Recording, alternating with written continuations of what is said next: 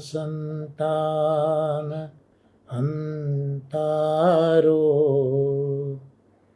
यत्पादां भुजरेणव स्वीयानान्तान् निजाचार्यान् प्रणमामि मुहुर्मुहुः।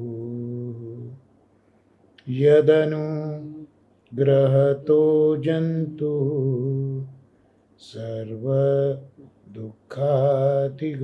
भवेत् तमहं सर्वदा वन्दे श्रीमद्वल्लभनन्दनम् सुलभ्य हृदि सर्वेशं श्रीगोपीजनवल्लभं गुणगानं मुदा कुर्वे तस्य तुष्टै स्वभावतः वन्दे नन्दव्रजस्त्रीणां पादरेणुमभीक्ष्णशः यासां हरिकथोद्गीतं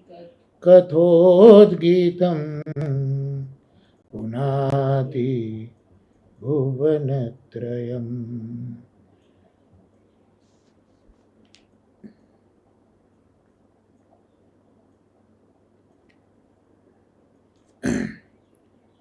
શ્રી મહાપ્રભુજીના અનુગ્રહથી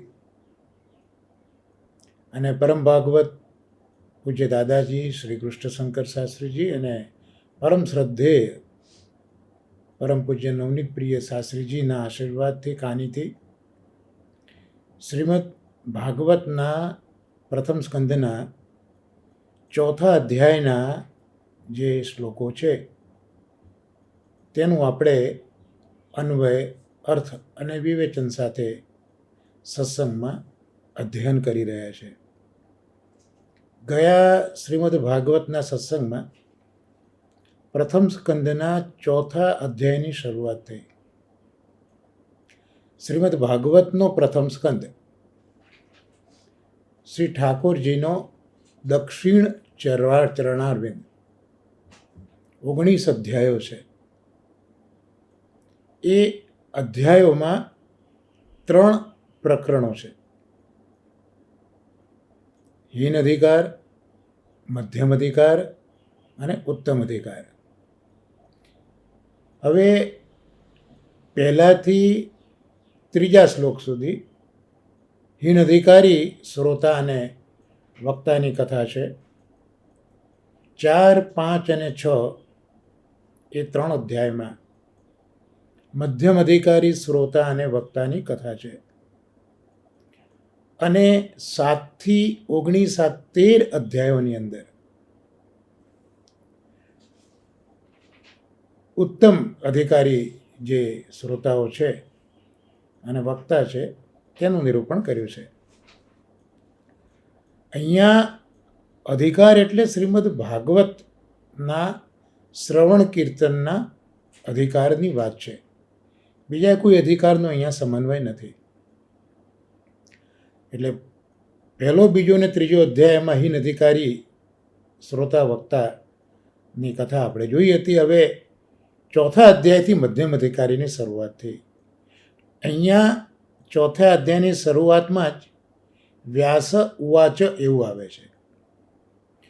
સમગ્ર શ્રીમદ ભાગવત એ ભગવદ કૃપાથી નારદજીએ જે પ્રેરણા કરી વ્યાસજીને, એટલે વ્યાસજીનું સમાધિ દર્શન આ સમગ્ર શ્રીમદ ભાગવત છે. પણ એમાં વ્યાસ ઉવાચ એ તો માત્ર 2 જગ્યાએ જ દર્શન સમગ્ર ભાગવતમાં થાય છે. એક પ્રથમ સ્કંદના 2જા અધ્યાયમાં અને બીજું પ્રથમ સ્કંદના 4થા અધ્યાયમાં. એટલે જે કથાનું અનુસંધાન છે એ અનુસંધાન આ રીતે જોવા મળે છે. એટલે જ્યારે હીન અધિકારી વક્તા શ્રોતાની વાત થઈ ત્યારે પણ વ્યાસ ઉવાચ એ આપણે જોયું હતું. અને હવે ચોથા અધ્યાય મધ્યમ અધિકારીની શરૂઆતમાં પણ વ્યાસ ઉવાચ એવું આવે છે. 5 શ્લોકો સુધીનું અવગાહન આપણે કર્યું છે. 6ઠ્ઠા શ્લોકથી આપણે આગળ જોઈશું, પણ અહીંયા એ આપણે યાદ રાખવું પડે કે આ જે અધ્યાયો છે એના મૂળની અંદર, જે આ કથા છે એના મૂળની અંદર કેટલાક પ્રશ્નો છે, અને એ પ્રશ્નો ઋગ્વેદી સૌનકજીએ જે ઉગ્રશ્રવા સૂતજી છે વક્તા, એમને પૂછ્યા છે. એક સાથે પૂછે તો કોલાહલ થાય, એટલે અહીંયા માત્ર સૌનકજી જે કુલપતિ છે એ 88,000 શ્રોતાઓ વતી પ્રશ્નો પૂછે છે, જે પ્રશ્નો આ સમગ્ર ભાગવતની કથામાં મૂળની અંદર રહેલા છે. જિજ્ઞાસા બતાવી છે, કારણ કે હિન અધિકારમાં શ્રોતા તરીકે શૌનકાદી ઋષિઓ છે, જ્યાં એક એની જરૂરિયાત હિન અધિકારીમાં જિજ્ઞાસા હોવી તે ખૂબ હતી. તો અહીંયા એમની જિજ્ઞાસા દેખાય જ છે. એમાં ભાગવતના સ્વરૂપ સંબંધી પ્રશ્ન પૂછ્યો છે. ભાગવતનું શું સ્વરૂપ છે, અને એટલે મહાપ્રભુજી પણ આજ્ઞા કરે છે કે ભાગવત શ્રવણ કરવા માટે ભાગવતનું જે અર્થ જ્ઞાન છે, ભાગવત કેમ થયું, એ ભાગવતનું જે અર્થ છે એનું જે જ્ઞાન છે પણ શ્રીમદ ભાગવત સાંભળવા માટે બહુ જરૂરી છે, એવું મહાપ્રભુજી સમજાવે છે ભાગવતાર્થમાં. તો ભાગવતના સ્વરૂપ સંબંધી પ્રશ્ન પૂછ્યો છે. અને અહીંયા સુખદેવજી જે કથા સૂતજીને કરે છે એ કથા તમે અમને કહો, એવું સૌનકાદી ઋષિઓ કહી રહ્યા છે. કારણ કે સૂતજીએ પોતાની વાત કરી કે આવી રીતે ગંગા કિનારે પરીક્ષિત રાજા બેઠા હતા, સુખદેવજી આવ્યા, એમને મારા પર કૃપા કરી, દ્રષ્ટિથી કૃપા કરી અને મને ભાગવત સંભળાવ્યું. એટલે મારી બુદ્ધિએ જે ગ્રહણ કર્યું છે, હું જે સમજ્યો છું એ હું તમને કહીશ, આમ કંઈ પોતાની દિનતા ત્યાં વ્યક્ત કરી છે. પણ અહીંયા શૌનકાદી ઋષિઓ કહે છે અમારે તો સુખદેવજીએ જે કથા કહી છે એ કથા સાંભળવી છે. એટલે આ ભાગવતના સ્વરૂપ સંબંધી એક પ્રશ્ન પૂછાયો હતો. એના અનુસંધાનમાં કયા યુગમાં આ કથા થઈ, કયા સ્થાન પર આ કથા થઈ, કયા કારણથી થઈ, વ્યાસજીને કોની પ્રેરણા થઈ, તો આ બધું ભાગવત સંબંધી પ્રશ્નો પછી એના કર્તા સંબંધી દ્વિતીય પ્રશ્ન હતો. એટલે ભાગવતના સ્વરૂપ સંબંધી, ભાગવતના કર્તા સંબંધી.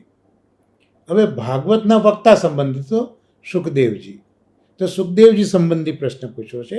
અને ભાગવતના શ્રોતા, તો શ્રોતા સંબંધી. આમ મુખ્ય 4 પ્રશ્નો શૌનકાદી ઋષિઓએ પૂછ્યા છે.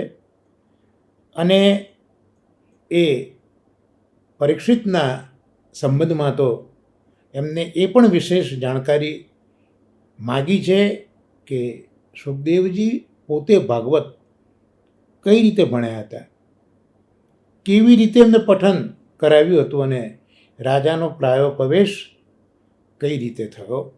તો આ બધા પ્રશ્નોના અનુસંધાનમાં આપણે ચોથા અધ્યાયની શરૂઆત કરી છે. પ્રથમ સ્કંદના 5 શ્લોકો જોયા છે. આજે હવે 6ઠ્ઠા શ્લોકથી આપણે આગળ વધીશું. આપ સાથે બોલી શકો છો.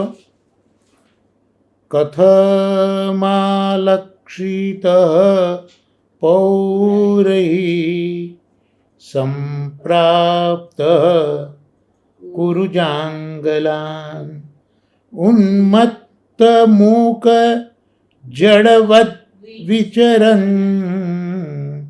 ગજ સાવ હે. એનો અન્વય જોઈએ તો પેલા સંધિ વિચ્છેદ આપણે જોઈ લઈએ. તો કથમાલક્ષિત કથમ વત્તા આલક્ષિત જડવદ વિચરણ, જડવદ વત્તા વિચરણ. આ અહીંયા સંધિ છેદ થશે. હવે એનો અન્વય જોઈએ તો કુરુ જાંગલાન, કુરુ જાંગલ દેશોમાં ઉન્મત્ત મુખ જડવત એટલે કે ઉન્મત્ત મુખ અને જળની જેમ વિચરણ એટલે ફરતા. ગજ સાહયે, હસ્તિનાપુરનું નામ અહીંયા ગજ સાહયે એવું બતાવ્યું છે. એટલે હસ્તિનાપુરમાં સંપ્રાપ્ત, પ્રાપ્ત થયેલા પૌરીહી અર્થાત નગરવાસીઓથી કથમ કઈ રીતે, આલક્ષિત ઓળખી શકાય. એનો અનુવાદ જોઈએ તો કુરુજાંગલ દેશમાં ઉન્મત્ત દશામાં મૂગા જળની માફક ફરતા ફરતા હસ્તિનાપુરમાં આવી પહોંચેલા એ સુખદેવજી મહારાજને નગરવાસીજનો કેવી રીતે ઓળખી શક્યા. એટલે અહીંયા જે વક્તા છે સુખદેવજી, એના અંગેની આ કથાની શરૂઆત થઈ કે કુરુ જાંગલ દેશ એટલે કુરુ રાજા જે હતા, કુરુવંશના જે રાજા હતા, કુરુવંશના, તો એમનો આ પ્રદેશ અને હસ્તિનાપુર પણ કહું એટલે હસ્તિ નામનો એક રાજા થયો, એણે આ શહેર વસાવેલું એટલે હસ્તિનાપુર કહેવાય. એટલે ત્યાં શાસ્ત્રીજી જેવા મહાનુભાવો પણ કહે છે કે હસ્તિનાપુરમાં રહેતા લોકો પણ હસ્તિ જેવા જ હોય, પોતાની વાતમાં જે મસ્ત અને મગ્ન રહેતા હોય. અને આ બાજુ સુખદેવજીની ઓળખ આપી કે એક તો એ ઉન્મત્ત દશામાં છે, કારણ કે સમાધિમાંથી ઊભા થયા છે ને, એટલે ઉન્મત્ત દશામાં છે. બીજું એ મૂગા છે, કંઈ બોલતા નથી, અને જળની માફક એમનો વ્યવહાર છે. તો હવે આવી વ્યક્તિ એ કઈ રીતે વક્તા પણ થઈ શકે? કારણ કે તમારે કોઈની સાથે વાત કરવી હોય અને આપણે ઉન્મત્ત લોકો હોય, મૂક લોકો હોય, તો એ બધા આને જડ જેવા હોય, શૂન્યવત હોય, એ કોન્વર્સેશન, વાતચીતનો વ્યવહાર કઈ રીતે કરી શકે? એટલે અહીંયા સુખદેવજીમાં આ ત્રણ વિશેષણો બતાવે કે ઉન્મત્ત દશામાં એક તો છે, મૂળની જેમ છે, મૂગા છે, અને ફર્યા કરે છે હસ્તિનાપુરમાં, અને ફરતા ફરતા આ હસ્તિનાપુરમાં આવી પહોંચ્યા છે. તો આ સુખદેવજી છે એવી ઓળખ એ નગરવાસીજનોને કઈ રીતે થઈ? નગરવાસીજનો કઈ રીતે ઓળખી શક્યા કે આ સુખદેવજી છે? કારણ કે જે આ વસ્તુ બતાવી કે ઉન્મત્ત છે, મૂગા છે, જડ છે, એટલે સુખદેવજીને ઓળખવા બહુ અઘરા છે. એટલે સંન્યાસીનો તો ધર્મ જ એ છે, દાદાજી સમજાવે છે કે સારંગ ઇવ વિચરેદ ભૂમિ, જે સારંગની જેમ સાર ગ્રહણ કર્યો હોય ને એની જેમ ભૂમિ ઉપર જે ફરે એ સંન્યાસી જે સાર ગ્રહણ કરતા જાય. એટલે આ નિયમ પ્રમાણે જો આપણે જોવા જઈએ તો સમાધિમાંથી જ હમણાં ઉત્થાન પામ્યા છે અને ભૂમિમાં એ ફરી રહ્યા છે. હવે એમને જોઈને કોઈ એમને વિનવે, દયા આવે અને કથા કરે તેવું સંભવ નથી. કારણ કે અહીંયા પરીક્ષિતજીને કથા કહેવાની છે ને, પણ અહીંયા વાત એ કરી કે એ પોતે કથા કરી શકે એવી સંભાવના લાગતી નથી. કેમ સંભાવના નથી લાગતી સુખદેવજીને જોઈને? કારણ કે એક તો ઉન્મત્ત છે, એટલે લોક રીતિથી વિપરીત એ ચેષ્ટા કરનારા છે. બીજું એ મૂક છે, મૂક એટલે તો બોલી જ ન શકે, એટલે જે લોકોને રંજન કરવાનું છે વાણી વ્યવહાર સાથે, એમાં તો એ શૂન્ય છે. અને બીજું એ જડ છે, એટલે જે કાર્ય છે કાર્ય વિવેક એનાથી પણ શૂન્ય છે. એટલે આ 3 ધર્મ એ તમારે જ્યારે લોક વ્યવહાર કરવો હોય તો આ 3 ધર્મ ન ચાલે. સુખદેવજીમાં 3 ધર્મ છે કે એક તો એ ઉન્મત્ત છે, એ મુખ છે, બીજા જળ છે, પણ લોક વ્યવહાર કરવો હોય તો એમાં તો આ 3 ધર્મો ચાલી શકે નહીં. એટલે અહીંયા આ સવાલ આવ્યો કે આવા સુખદેવજીને હસ્તિનાપુરમાં નગરવાસીજનો કેવી રીતે ઓળખી શક્યા. હવે 7મો શ્લોક આપણે જોઈએ. કથમ વા પાંડવેયસ્ય રાજર્ષેર મુનિના સહ સંવાદઃ સમભૂતાત યત્રૈષા સાત્વતી શ્રુતિ. અહીંયા પણ સંધિ વિચ્છેદ જોઈએ તો યત્રૈષા, યત્ર અને એષા, અને સંભૂતાત, સંભૂત વત્તા તાત.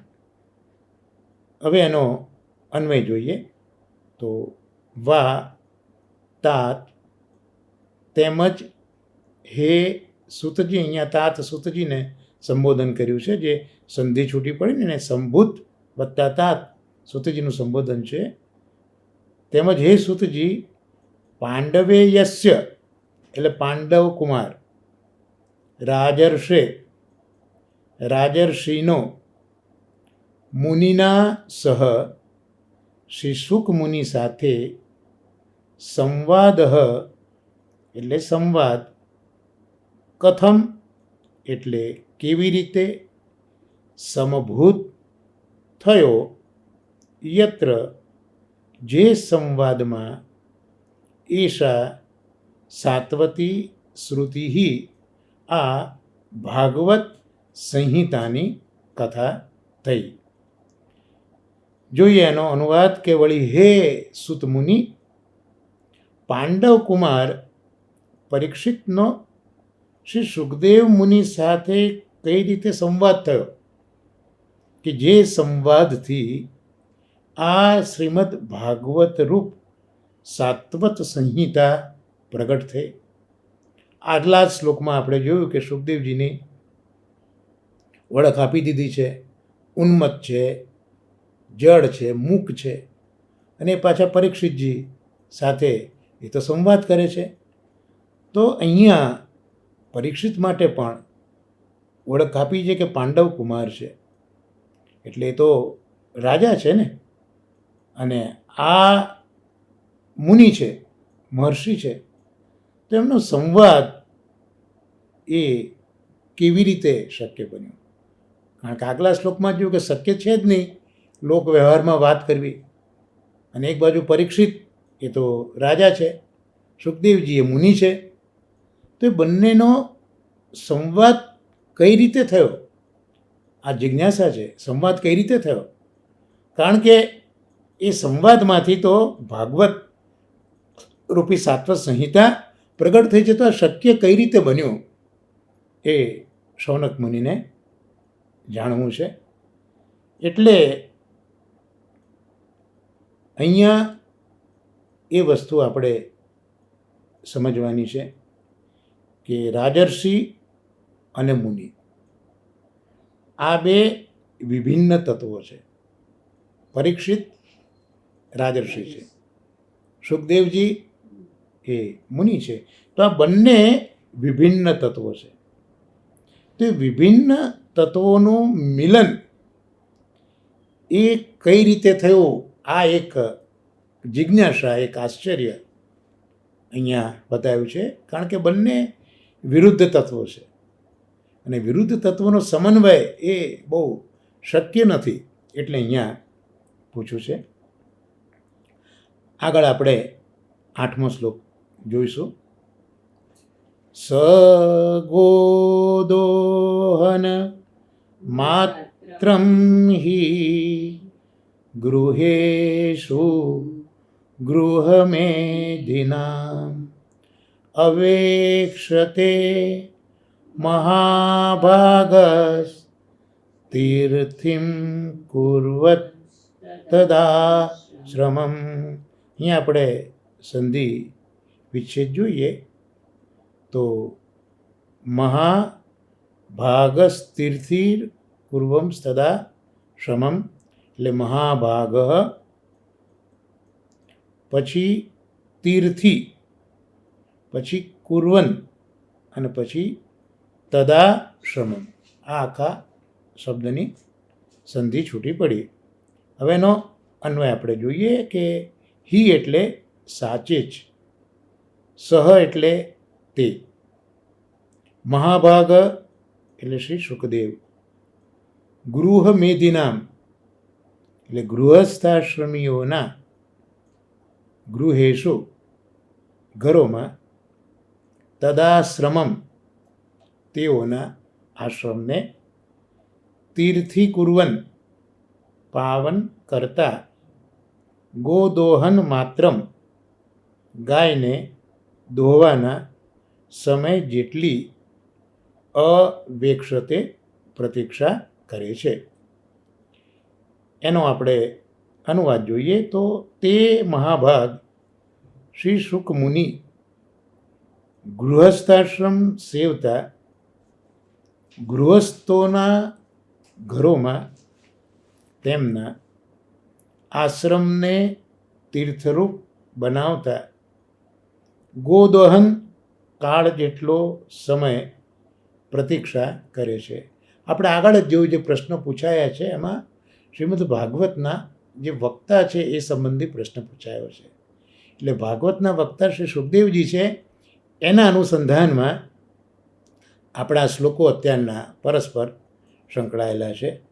સુખદેવજી વિશેની સમજ છઠ્ઠા શ્લોકમાં આપી દીધી. ઉન્મત્ત છે, એ મૂળ છે, મૂક છે.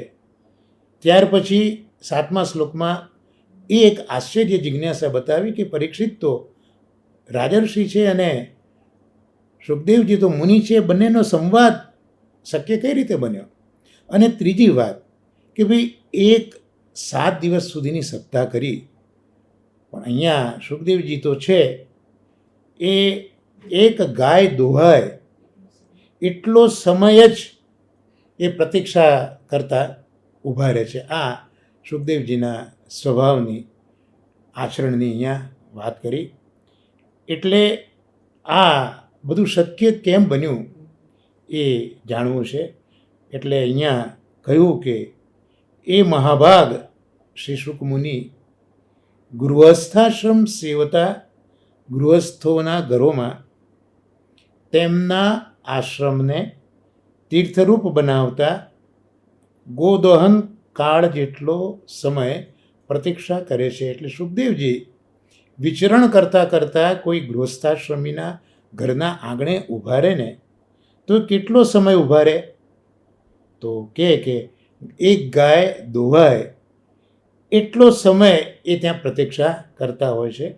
પણ એટલો સમય એ ત્યાં ઊભા રહે વિચરણ કરતા, સ્થિત થાય, સ્થાયી થાય, એટલી વારમાં તો એ ગૃહસ્થ લોકોનો જે ગૃહસ્થાશ્રમ છે એને પણ તીર્થરૂપ બનાવી દે છે. આ સુખદેવજીની વિલક્ષણતા બતાવી. અહીંયા ગોદોહન કાળ કેટલો હોય એ દાદાજીએ સમજાયું છે કે ગોદોહન માત્રમ, તો ગોદહન એ 24 મિનિટ જેટલો સમય ત્યાં દાદાજી બતાવે છે કે ગોદોહન 24 મિનિટમાં થાય.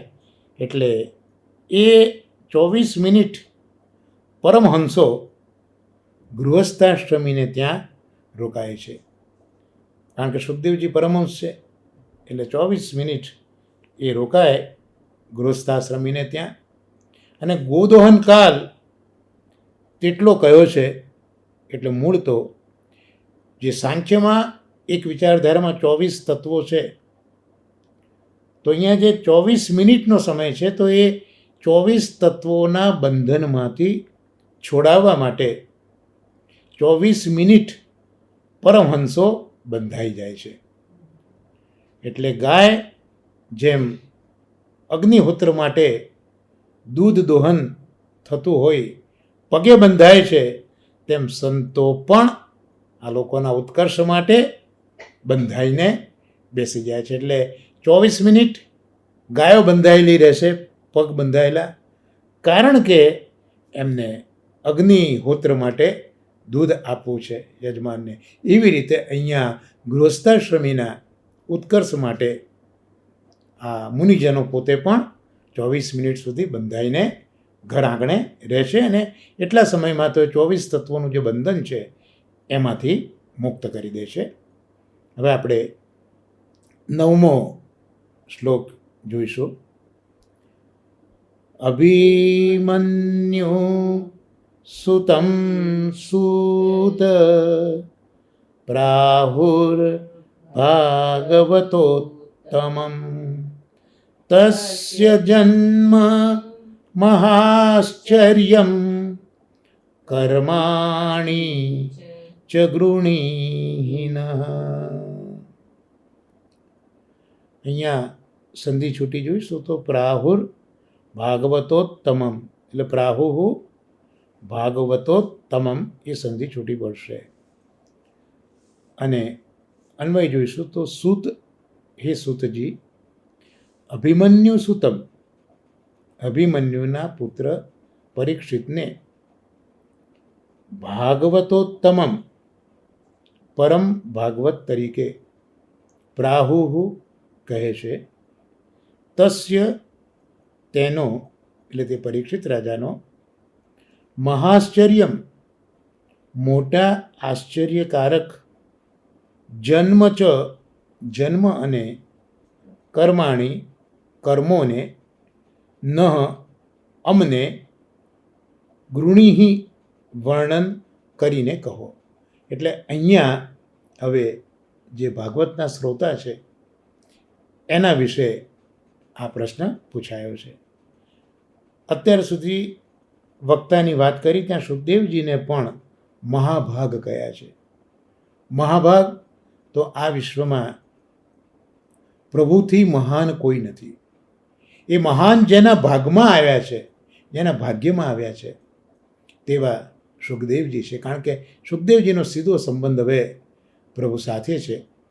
એટલે આગલા શ્લોકમાં સુખદેવજીને મહાભાગ કયા અને અહીંયા પરીક્ષિતજીને પણ જે કહ્યું કે પરમ ભાગવત તરીકે ભાગવતોત્તમમ, પરમ ભાગવત એટલે ભાગવત શ્રવણ કરવામાં પણ જે ઉત્તમ છે. હવે એનો આપણે અનુવાદ જોઈએ કે હે સૂત, અભિમન્યુના પુત્ર તે પરીક્ષિત રાજાને પરમ ભાગવત કહે છે, તો તેમનો મહા આશ્ચર્યજનક જન્મ અને તેમણે કરેલા કાર્યોનું અમને આપ વર્ણન કરીને સંભળાવો. એટલે જેમ આપણે વાત કરી એ પ્રમાણે હવે જે શ્રોતા પરીક્ષિતજી છે એ પરીક્ષિતજીના જન્મને જાણવો છે, પણ મહા આશ્ચર્યજનક જન્મ છે એ આ શૌનકાદી ઋષિઓ જાણે છે કે પરીક્ષિતનો જે જન્મ થયો છે એ વખતે પ્રભુએ જ એની રક્ષા કરી છે.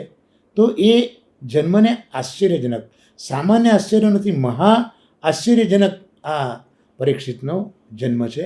અને એવા પરીક્ષિતે કાર્યો પણ ખૂબ જ આશ્ચર્યજનક કર્યા છે, મહાન કાર્યો કર્યા છે.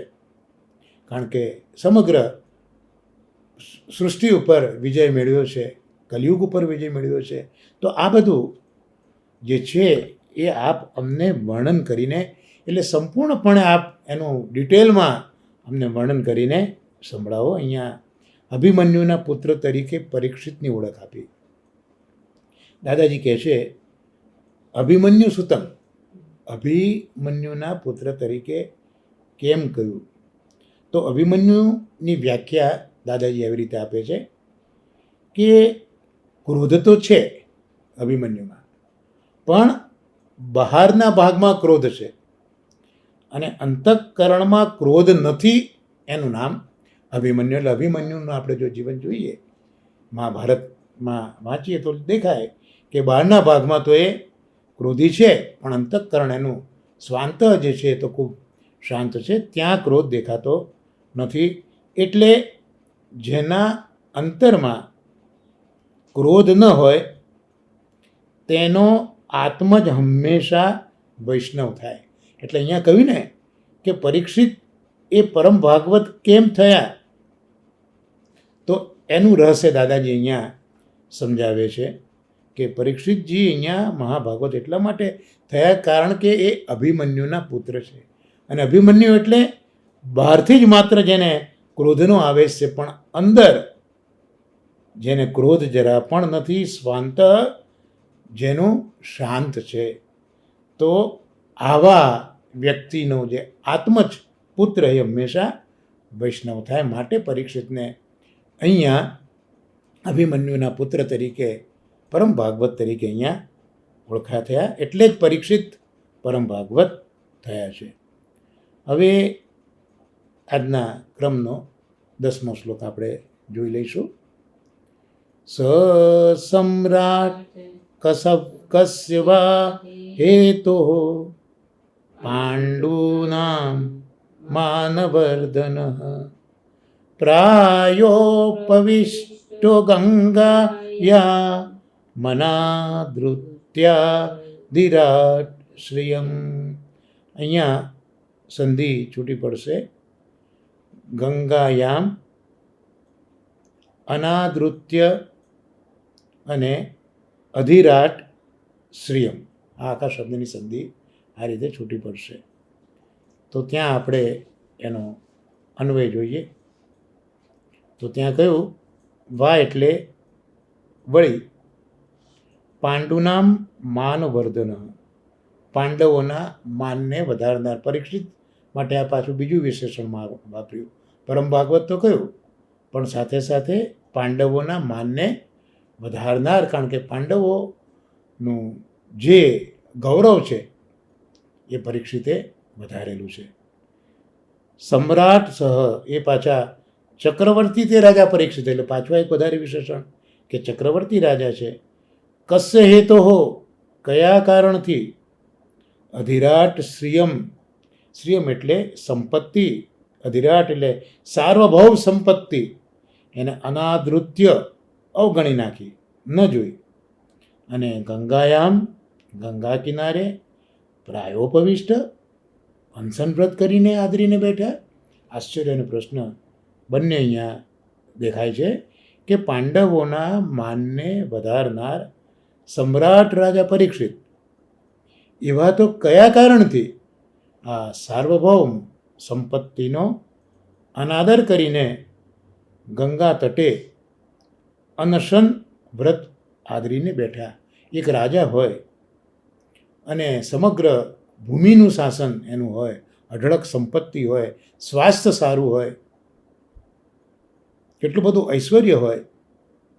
આગળ આપણે જોઈશું કે રાજાઓ પણ એ પરીક્ષિતના ચરણે આવીને પરીક્ષિતના ચરણમાં પોતાના મુકુટને નમાવતા હતા અને કેટલી ભેટ સોગાદો આપતા હતા. તો આવા પરીક્ષિતજી જે છે એ પરીક્ષિતજી કયા કારણથી આટલી બધી સંપત્તિનો અનાદર કરે છે.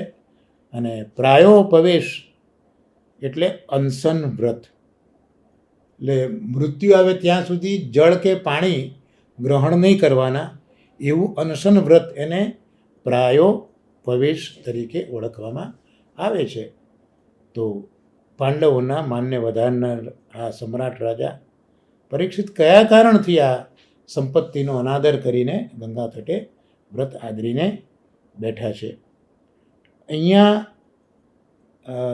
એક સુંદર વાત દાદાજી કહે છે કે દ્રોણ, કર્ણ વગેરે વીર તરીકે વિશિષ્ટ રૂપે વખણાયેલા અભિમન્યુ હતા. અભિમન્યુ સૂત જે આગળ કહ્યું ને, તો અભિમન્યુની બીજી એક ઓળખ આપી કે અભિમન્યુના વખાણ દ્રોણે પણ કર્યા છે અને કર્ણ વગેરે યોદ્ધાઓએ પણ એને એક વીર તરીકે નવાજ્યો છે. અને પ્રાયોપવિષ્ટ આ મરણાંત અનશન વ્રત. તો હવે દેહ, જે શરીર છે એ માનવની મિલકત નથી. આ દેહ છે એ કોની મિલકત છે? આ દેહ જે દેશમાં જન્મ્યા એ દેશની મિલકત છે, અને આ દેહ જે દેવતાઓના લીધે આપણે છીએ એ દેવતાઓની અનામત છે. અને થાપણ જે છે એટલે આ દેહરૂપી થાપણ એ જ્યારે ડાપણ આવે ત્યારે આપણે પાછી વાળવી જોઈએ, કારણ કે આ દેહરૂપી સંપત્તિ, એનો મિલકત, એનો માલિક આ દેશ છે, જેના અન્ન જળથી આપણે ઉછર્યા છે, અને દેવ છે કે જેની કૃપાથી આપણે આ દેહ મળ્યો છે. તો હવે જ્યારે આ થાપણ મળી છે અને જ્યારે ડાપણ આવ્યું છે, તો આ થાપણને આપણે આ દેશ અને દેવ માટે વાપરી દેવી જોઈએ. છતાં પણ એવું ન કરતા પરીક્ષિત આ મરણાંત ઉપવાસ કેમ કરે છે? આ આશ્ચર્ય અને પ્રશ્ન. એટલે અહીંયા આપણો 5 શ્લોકનો સત્સંગ શ્રીમદ ભાગવત પ્રથમ સ્કંદ 4થો અધ્યાય 6 થી 10 અહીંયા સંપન્ન થયો. એટલે જે વક્તા છે તે સંબંધી જોયું આપણે. શ્રોતા તરીકે પણ જે પ્રશ્નો છે એની શરૂઆત હવે પરીક્ષિતજીની ઓળખથી આપણે જોઈ લીધી છે. તો આ સાથે આજનો જે શ્રીમદ ભાગવતનો આપણો ક્રમ પ્રમાણેનો સત્સંગ છે એ સત્સંગને આપણે વિરામ આપીને આપણો જે બીજો ભાગ છે તે છે પુરુષોત્તમ સહસ્રનામ. પુરુષોત્તમ સહસ્રનામમાં આપણે તૃતીય સ્કંદની શરૂઆત શ્રી મહાપ્રભુજીના અનુગ્રહથી અને શ્રી ગોપીનાથ ચરણોના અનુગ્રહથી, આશીર્વાદથી આપણે કરી રહ્યા છીએ. તૃતીય સ્કંદમાં ગયા આપણા સત્સંગમાં તૃતીય સ્કંદ વિશે આપણે મહાપ્રભુજીના કૃપાથી ભાગવતાર્થનો વિચાર કર્યો હતો, અને 107મા નામથી જે 30મો શ્લોક શરૂ થયો તૃતીય સ્કંદના નામોનો, તેમાં આપણે 108મું નામ છેલ્લા સત્સંગમાં જોયું હતું. હવે આજે 30મા શ્લોકની અંદર જે નામ આવશે, સર્વ તીર્થ ફલપ્રદ વૈરાગ્ય હેતુ તીર્થાત્મા સર્વ તીર્થ ફલપ્રદ તીર્થ શુદ્ધક નિલય સ્વમાર્ગ પરિપોષક.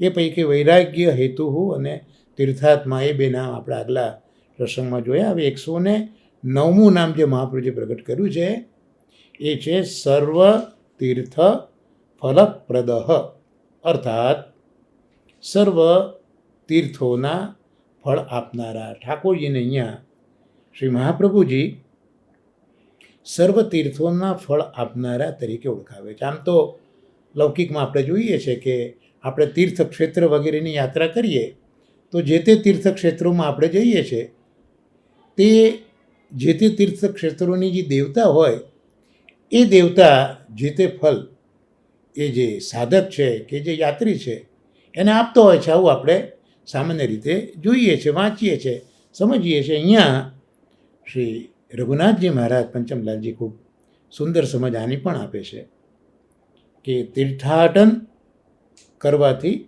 ફલ મળે છે. તીર્થાટન કરવું એ આપણી જે વૈદિક સંસ્કૃતિ છે એ વૈદિક સંસ્કૃતિની એક આગવી ઓળખ તીર્થાટન છે. અને આચાર્ય ચરણો પણ વસ્તુતઃ કૃષ્ણ એવ હોવા છતાં ભૂતલ ઉપર તો આચાર્ય તરીકે જ પ્રગટ થયા છે.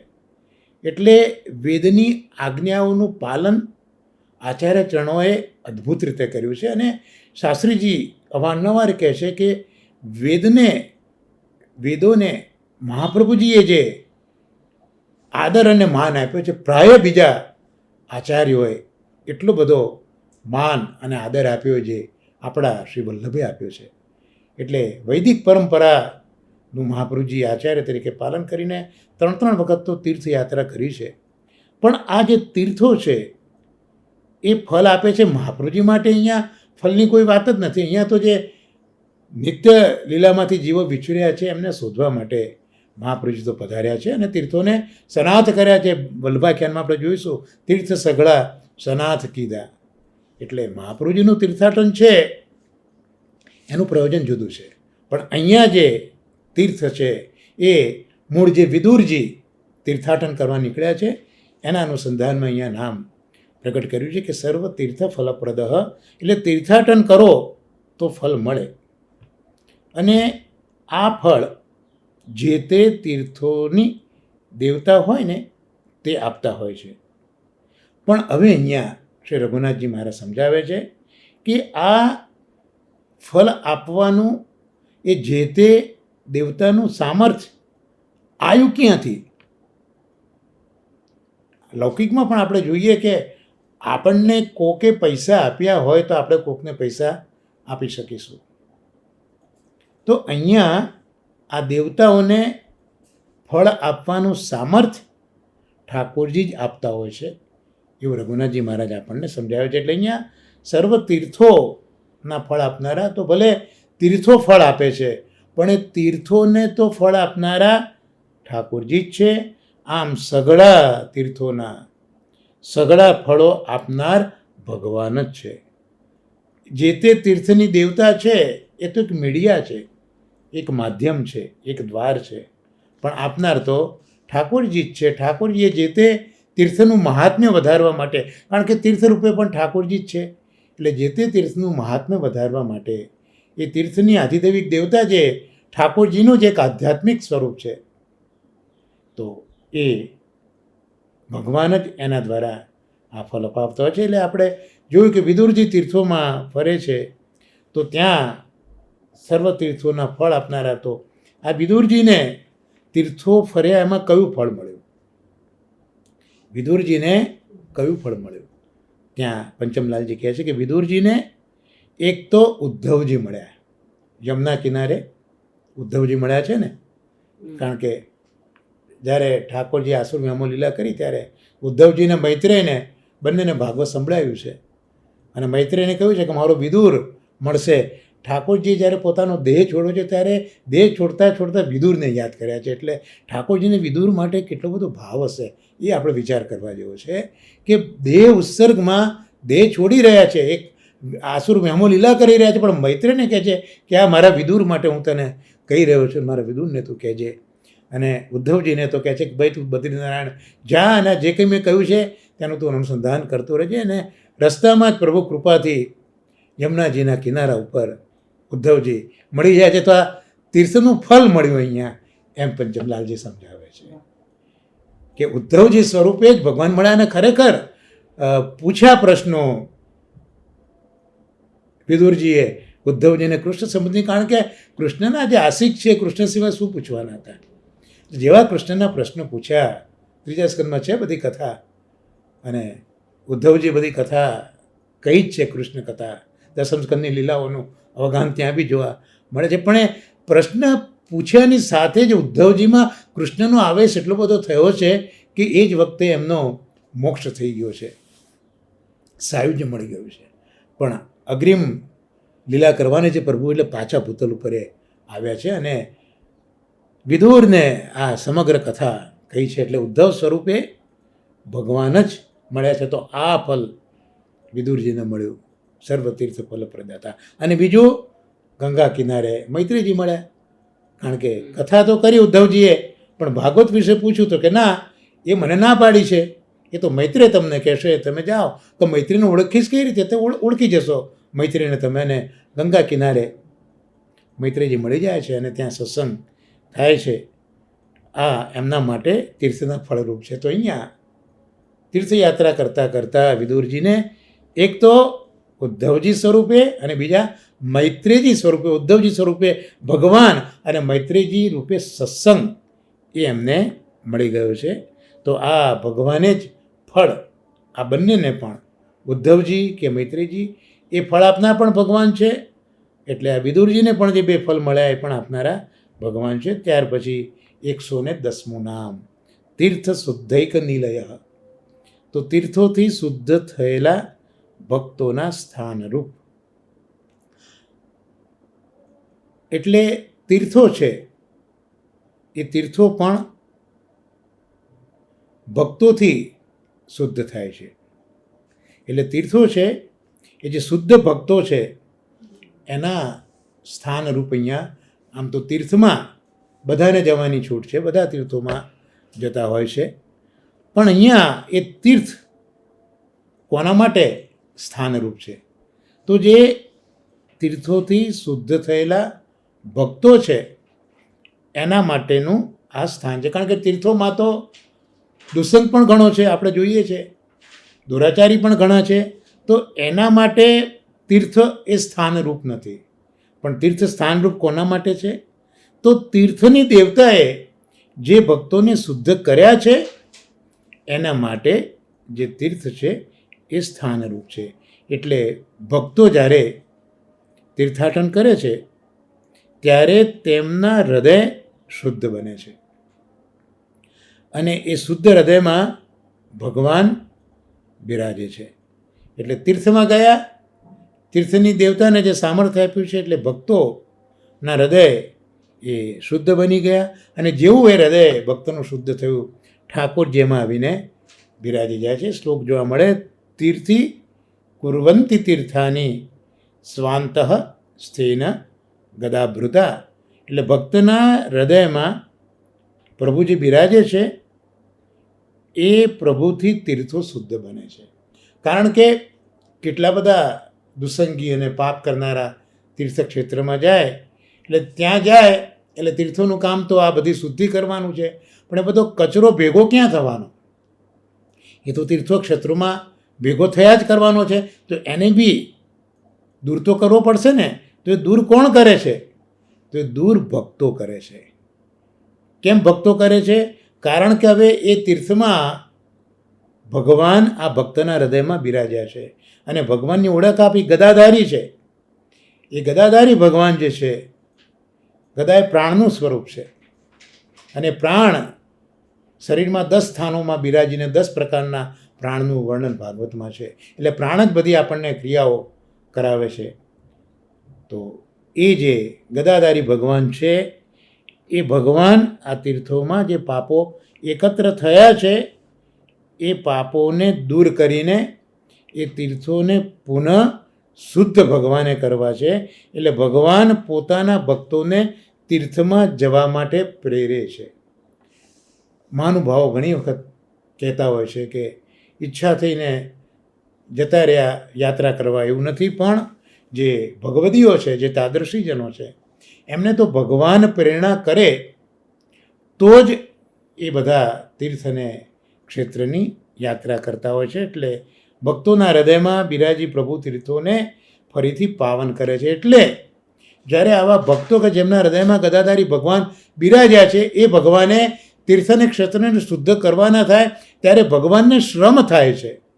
એટલે જે તાદર્શીજનો છે, જે ભગવદીઓ છે, એ પોતાના પ્રભુને શ્રમ થાય એવું તો જરા પણ ઈચ્છતા હોતા નથી. એટલે જ મહાનુભાવ આજ્ઞા કરે છે કે જે ભગવદીઓ છે, તાદર્શીજનો છે, એ તો એમને ભગવાન પ્રેરણા કરે ત્યારે જે તીર્થોમાં જાય છે, કે જેથી તીર્થોમાં પાપોનો સમૂહ જે ભેગો થઈ ગયો છે એ સમૂહ પાપોનો દૂર થાય, તીર્થો પુનઃ શુદ્ધ થાય.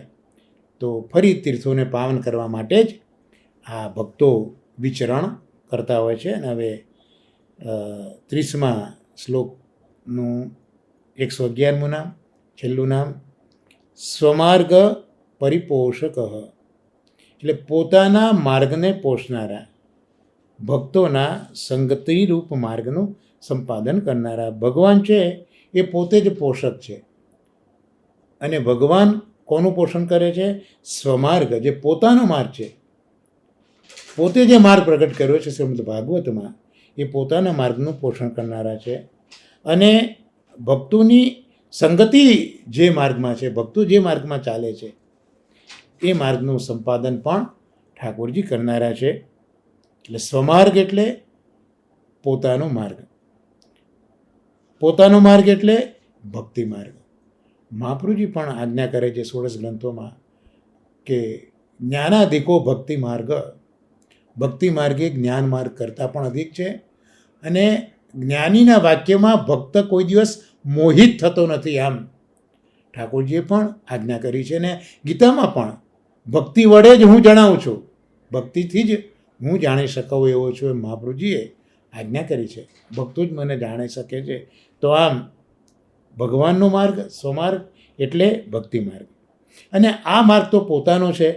તો ભગવાન જ્યારે સમગ્ર વિશ્વનું પોષણ કરતા હોય ત્યારે જે પોતાના માર્ગનું પોષણ અને વર્ધન એ તો પરમાત્મા કરે જ. એટલે આ માર્ગનું પોષણ અને વર્ધન કરનારા પરમાત્મા જ છે. અને આપ જેને શરણે લેવા ઈચ્છે છે તે જ પ્રભુનો આશ્રય કરી શકે છે અને ભક્તિ માર્ગને સેવી શકે છે. રઘુનાથજી મહારાજ આ પુષ્ટિ માર્ગનું એક હાર્દ સમજાવે છે. વરણ શ્રુતિને યાદ કરવી પડે કે યમ એવ એશ વૃણુતે તેને લભ્ય. આવો સુલભ અને સરળ ભક્તિ માર્ગ એમ લાગે કે બધા જાય, પણ ના, બધા એને સેવી શકતા નથી. જે ગુસાઈજી મહારાજ અને અકબરનો પ્રસંગ છે. પ્રભુ જેને ઈચ્છે એને મળે. જેમ તમે મને ઈચ્છો છો તે રીતે માલિક કૈસે મિલે, જૈસે આપ મુझसे મિલે. તો ભગવાન જેને શરણે લેવા ઈચ્છે છે તે જ પ્રભુનો આશ્રય કરી શકે છે. બધા કરી શકતા નથી. એટલે ભક્તિ માર્ગને બધા સેવી શકતા નથી. પ્રભુએ જેને પોતાનો કરીને જાણ્યો હોય એટલે જ શાસ્ત્રીજીએ ખૂબ સરસ વાત કરી છે કે લોકો એમ માને છે કે પુષ્ટિ માર્ગ એટલે કૃપાનો માર્ગ છે, એટલે જેને ભગવાનની કૃપા મેળવવી હોય એ પુષ્ટિ માર્ગમાં આવે. આવી એક જનરલ સમજ આ માર્ગ માટે પ્રવર્તે છે. પણ શાસ્ત્રીજીએ ખૂબ સુંદર વાત કરી છે કે આ જે પુષ્ટિ માર્ગ છે એ કૃપા મેળવવાનો માર્ગ નથી, પણ જેના ઉપર કૃપા થઈ ગઈ છે એ કૃપા પ્રાપ્ત કરેલાઓનો આ માર્ગ છે. હવે એને કૃપાનો સવાલ જ નથી, કૃપા તો મળી ગઈ છે માટે એ આ માર્ગમાં આવ્યો છે, કારણ કે ભગવાને ઈચ્છ્યું છે. તો ભગવાન પોતે જ જે ઈચ્છે એને આ માર્ગમાં લે છે ને એ જ આ માર્ગને સેવી શકે છે. એટલે બીજાનો આ માર્ગમાં આવા પ્રયત્ન પણ કરે, પણ જો પ્રભુ ન ઈચ્છે તો ભક્તિ માર્ગમાં આવી શકતા નથી. અયમાત્મા ન પ્રવચને ન લભ્ય ન મેધયા ન બહુના શ્રુતેન. ગમે તેઓ બુદ્ધિશાળી હોય, પ્રવચન કરતો હોય, વાંચન કરતો હોય, પણ એ આ માર્ગમાં આવી શકતો નથી. ભગવદ અનુગ્રહ વગર એ બધા જ બહિર્મુખ રહે છે. એટલે મહાપ્રભુજીએ પણ આપણને ગ્રંથમાં સમજાયું કે અનુગ્રહ પુષ્ટિ માર્ગે નિયામક ઇતિ સ્થિતિ. આ પુષ્ટિ માર્ગમાં જો કોઈનું ચલણ હોય તો એ માત્ર ઠાકોરજીના અનુગ્રહનું જ છે.